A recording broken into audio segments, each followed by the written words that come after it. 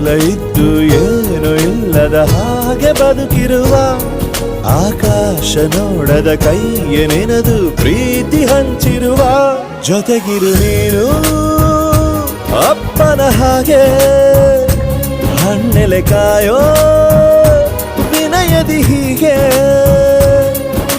ನಿನ್ನನು ಪಡೆದ ನಾವು ಪುನೀತ ಬಾಳು ನಗು ನಗುತ್ತಾ ಬೊಂಬೆ ಹೇಳುತ್ತೈತೆ ಮತ್ತೆ ಹೇಳುತ್ತೈತೆ ನೀನೇ ರಾಜಕುಮಾರ.